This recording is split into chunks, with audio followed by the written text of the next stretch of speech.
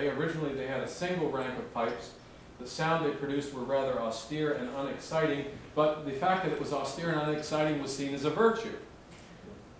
The very quality of the sound produced by the medieval organ had an affinity to the Christian ideal of cosmic harmony and to the objective, non-affective music which that ideal produced. In other words, music in the church then was not a means to excite emotion, but to convey an oral impression of the objective structure of the universe.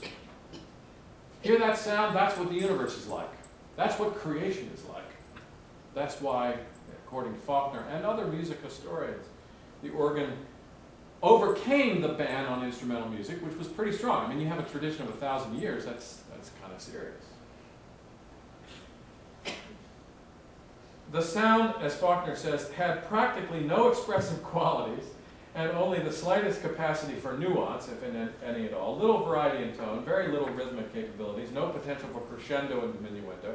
It was remote in its playing mechanism. It was remote from its listeners, often in a balcony or a swallow's nest high up on the church wall, and in a remote, mystic, and awe-inspiring acoustic environment. Its most unique musical characteristic, the ability to hold a tone at the same dynamic level, theoretically, endlessly, was distinctly superhuman. You think about it, you play a note on a piano or a guitar, as soon as it's plucked or struck, the note dies away. The organ just has this eternity. You hold that note down, it'll play forever, till the kid pumping the pipes, faints. If one assumes, as the Middle Ages did, that variation and fluctuation belong to the human sphere, while awe, remoteness, and constancy are characteristic of the divine, the mysterious, and the holy, then the qualities enumerated above would seem to render the organ a peculiarly hieratic musical instrument, one associated with a kind of priestly role. Now, I'm sharing this material tonight not to launch a defense of organs in church music, nor to endorse without reservation late medieval views of the nature of the divine.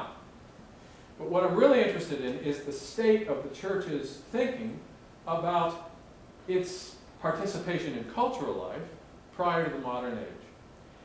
At this moment, at some moment, 1,000 years into its history, the church decided to change its tradition of exclusively a cappella music and allow the introduction of an instrument with centuries of pagan associations into its liturgical life.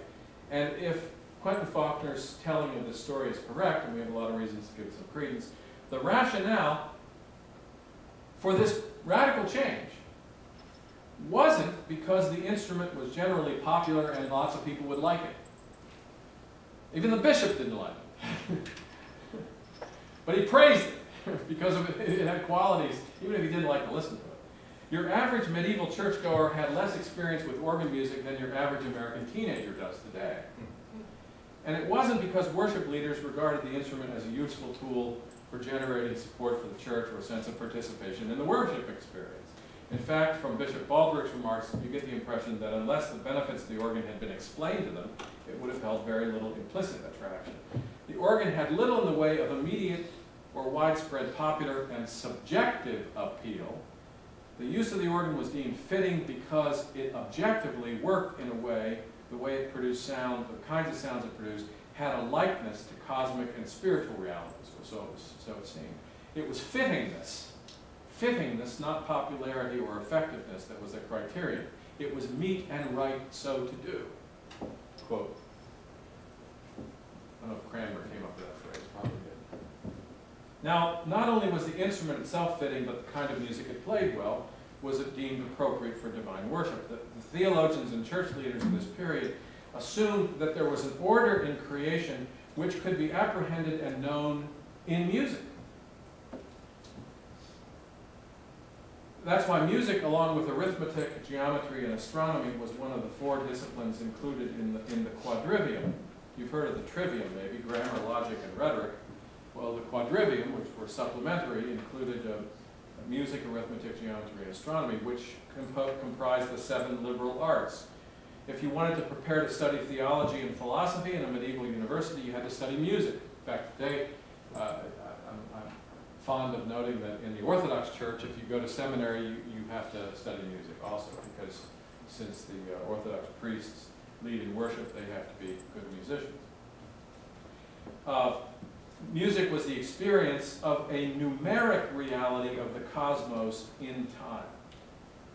Music was a way of ordering time. A lot of people today still who write about music talk about the way music orders our experience of time, or a way of perceiving an order that is time. Now, again, my main point for medieval thinkers, in fact, for most Western thinkers prior to the modern period, the order of the cosmos was a standard for guiding the order of the soul and the order of society. This is a key sentence in this. If there was PowerPoint, this would be on the screen right now. For most Western thinkers prior to the modern period, the order of the cosmos was a standard for guiding the order of the soul and the order of the society. In the words of theologian Colin Gunton, there was an assumption, quote, that human life is good life when it conforms itself to the way things truly are, when it takes shape in the world as it truly is. Gunton points out that in general it was held in the ancient world that knowledge of the universe contained the key to human society. That is, we study the cosmos not to figure out how we can, I don't know, get minerals from the moon to manufacture more things. But we study the cosmos, or not to figure out the secret of our origins, but we study the cosmos to see patterns in the shape of things that we can use to guide us in the shaping of our own lives and the kinds of decisions we make about our personal lives and the kind of decisions we make about politics.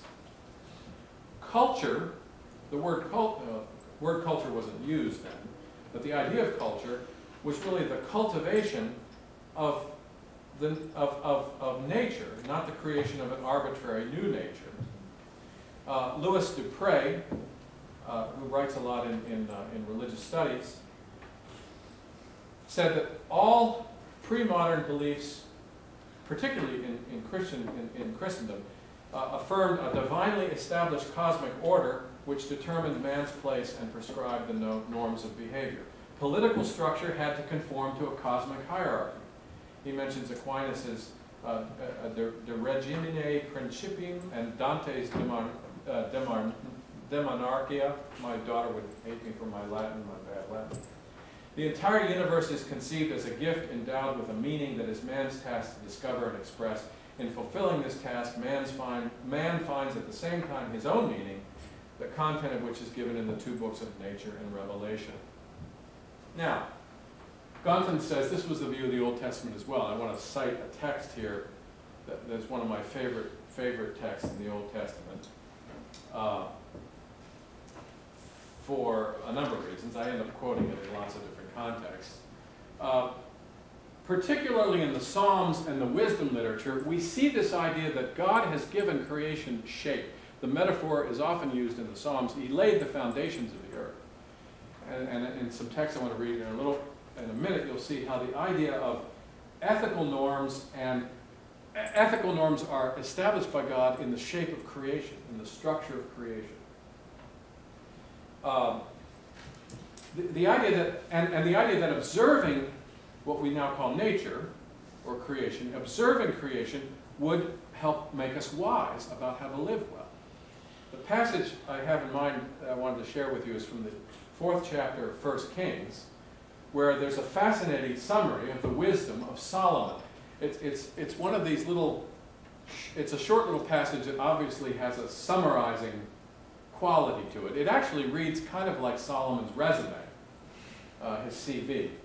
And God gave Solomon wisdom and understanding beyond measure, and breadth of mind like the sand on the seashore, so that Solomon's wisdom surpassed the wisdom of all the people of the East and all the wisdom of Egypt. And then it goes on to tell us that Solomon, he spoke 3,000 proverbs, and his songs were 1,005, like that 5. So this is his list of publications, which you always put in your CV, right? I've done 3,000 proverbs and 1,005 songs. And then in the next verse, we're given a little glimpse of the substance of Solomon's wisdom. A summary of the sorts of things on which his wise proverbs and songs, all 4,005 of them, reflected.